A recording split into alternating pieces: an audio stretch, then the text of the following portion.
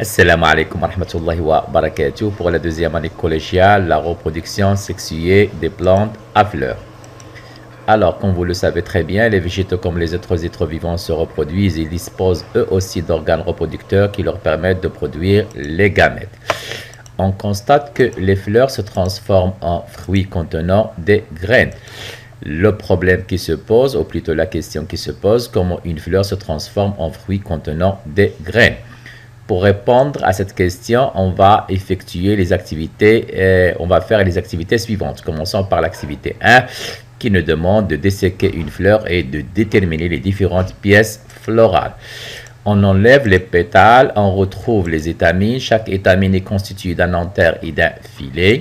Au centre, on retrouve le pistil qui est constitué de 3 parties. Bien sûr, les stigmates, le style et l'ovaire. À l'intérieur de l'ovaire, on retrouve des ovules.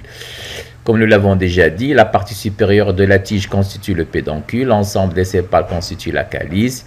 L'ensemble des pétales constitue la corolle. Et on retrouve bien sûr l'ensemble des étamines qui constituent l'androcée. Je l'ai déjà dit. Une étamine est constituée d'un anther et d'un filet. Au centre, on retrouve bien sûr le pistil constitué d'un stigmate, d'un style et de l'ovaire. L'ensemble des carpelles constitue le gynicée ou aussi on l'appelle le pistil. Les différentes pièces florales, comme nous les avons déjà montrées, le pédoncule, les sépales, les pétales, les étamines et le pistil. Activité 2 nous demande de déterminer les structures responsables de la production des gamètes. Découvrons les structures responsables de la production des gamètes mâles.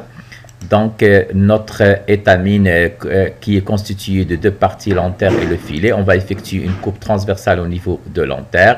On retrouve à l'intérieur un certain ensemble de grains, ce sont des grains de pollen.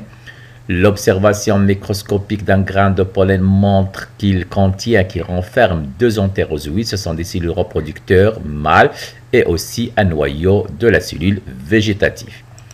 Alors, on peut déduire bien sûr de l'observation au microscope de la coupe transversale d'un anther qui nous a montré bien sûr de nombreux grains de pollen et que chaque grain de pollen renferme, comme nous l'avons déjà vu, 2 entérozoïdes et un noyau végétatif. Donc, bien sûr, la déduction, c'est que les étamines constituent l'organe reproducteur mâle. La production des grains de pollen contenant les gamètes mâles se fait au niveau de l'anther. Découvrons maintenant les structures responsables de la production des gamètes femelles. Dans ce cas-là, on va effectuer une observation au niveau de l'ovaire. Bien sûr, on retrouve l'ovule, comme vous le constatez. Cet ovule renferme un sac embryonnaire à l'intérieur duquel on retrouve cette cellule avec 8 noyaux, dont la cellule reproductrice femelle, c'est l'oosphère. Donc, cette observation de cette coupe longitudinale ou longitudinale plutôt de l'ovaire qui a montré que l'ovule renferme un sac embryonnaire contenant 7 cellules et 8 noyaux dans l'oosphère.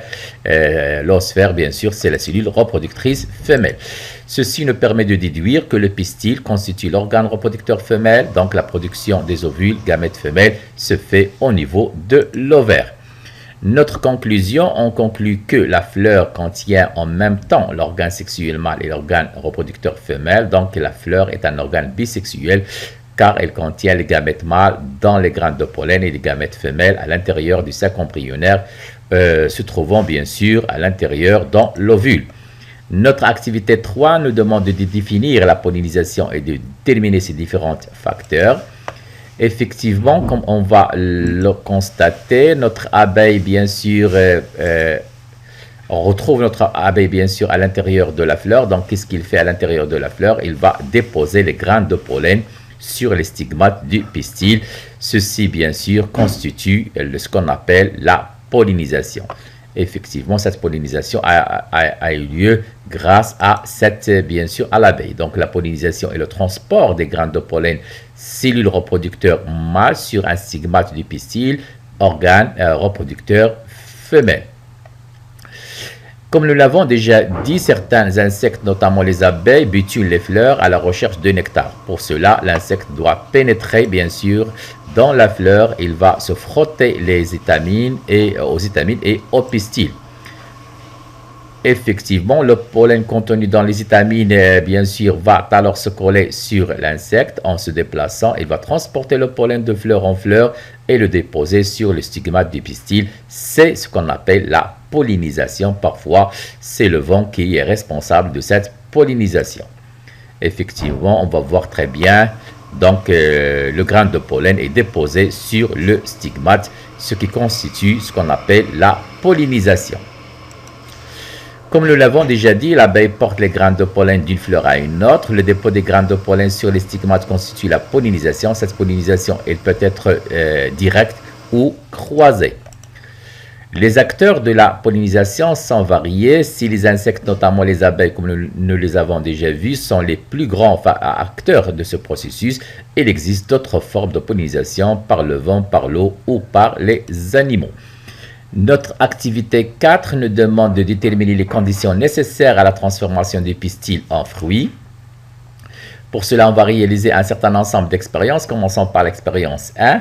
Sur un cerisier, une des fleurs est enfermée dans un sac de toile fine durant 15 jours. Après 15 jours, on voit très bien que la fleur se fane. Deuxième expérience, dans ce cas-là, avec un pinceau, on va frotter une fleur du cerisier A, puis on passe le pinceau sur une des fleurs du cerisier B.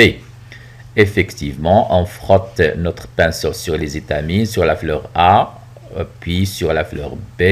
Après 15 jours, on voit très bien que la fleur B se transforme en fruit. Expérience 3, cette fois-ci, on va arracher les étamines de la fleur du cerisier A, puis on va la frotter bien sûr avec notre pinceau. Ensuite, on passe le pinceau sur une des fleurs du cerisier B. Voyons, bien sûr. Donc, après 15 jours, peut-être vous allez prévoir ce qui va se passer. Donc, dans ce cas-là, notre fleur B se fane, donc elle ne se transforme pas en fruit. Expérience 4, cette fois-ci, on arrache le pistil d'une fleur d'un cerisier A, puis on la frotte avec notre pinceau. On passe ensuite le pinceau sur une des fleurs du cerisier B. Effectivement, on arrache le pistil. Les étamines restent intactes. Peut-être vous prévoyez le résultat de cette expérience. Dans ce cas-là, on voit très bien après 15 jours que notre fleur se transforme en fruit. Expérience 5, cette fois-ci avec notre pinceau, toujours on va frotter une fleur du cerisier A, puis on passe le pinceau sur une fleur du cerisier B dont on a arraché les étamines. Donc les étamines sont arrachées à la fleur B et non pas à la fleur A. Effectivement, après 15 jours, on voit que notre fleur se transforme en fruit, comme vous allez le constater, même s'il ne contient pas d'étamines. Notre expérience 7, cette fois-ci avec notre pinceau, on frotte une fleur de poirier, puis on passe le pinceau sur une fleur de cerisier. Voilà, effectivement, on n'a rien arraché, mais malgré ça, ni à la fleur A, ni à la fleur B, mais malgré ça, on voit très bien que la fleur B se fane. Et finalement, bien sûr, expérience 8, cette fois-ci, on va effectuer une observation microscopique des étamines. Voilà, des graines de pollen plutôt, je m'excuse. Effectivement, on retrouve au niveau de l'antère des grains de pollen. Notre conclusion, donc la transformation du pistil en fruit nécessite la pollinisation, c'est-à-dire le dépôt des graines de pollen sur les stigmates. Deux organes sont indispensables. Les étamines et le pistil, la pollinisation doit se faire par des graines de pollen du même espèce de la plante. Merci.